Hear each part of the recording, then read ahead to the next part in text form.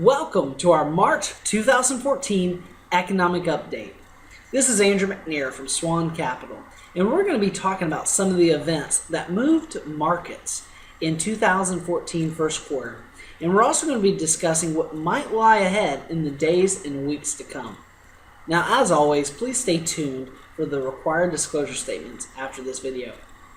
Now, if you haven't noticed, markets were volatile throughout the first 3 months of 2014 because of a chilly winter and lackluster economic data, causing stocks to lose some steam after their stellar performance in 2013.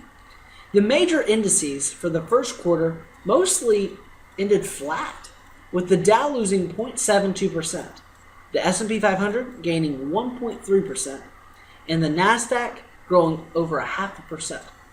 Though stocks may have lost some momentum last quarter overall, there were a number of individual turnaround stories that showed that company fundamentals were still improving by a case-by-case basis. And if we look at the economy as a whole, after growing 2.6% in the last quarter of 2013, the economy likely slowed down in the first quarter of 2014. We don't have the official numbers yet, but GDP growth should range from 1.2% to about 1.5%. And this unusually cold weather across most of the United States could be blamed for the slowdowns, such as the labor market, manufacturing sector, housing, and other important segments were beat up by this cold weather. But now that spring is in the air and it's here, we can hope that warmer weather will trigger some important improvements in economic and fundamentals. Despite the slower pace of growth, many analysts still think we're on track for GDP growth of 2.8 to 3% in 2014, which is fantastic. Now, if we take our focus to the February jobs report, it showed that job growth accelerated more than expected.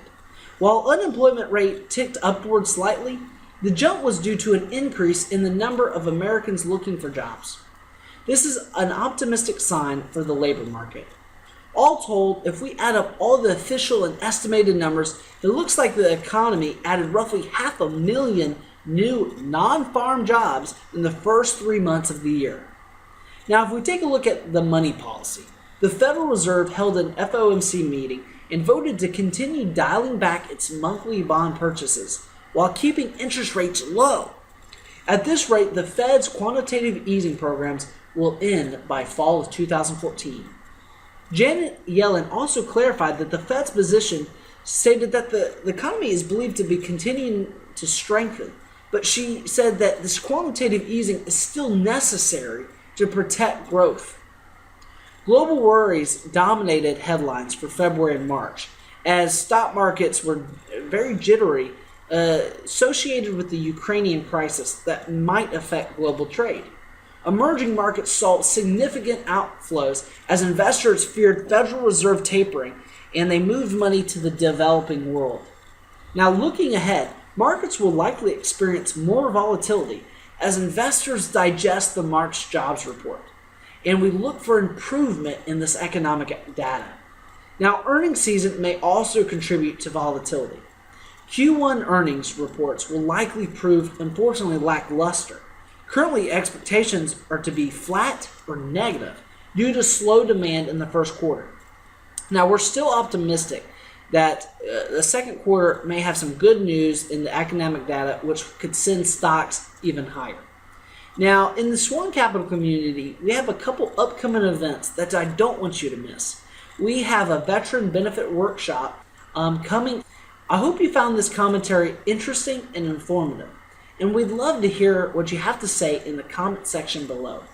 If you have any questions about what you heard in this update, or would just like to discuss your personal financial situation, you can give us a call at 850-380-9558. That's 850-380-9558. See you next time on our next economic update.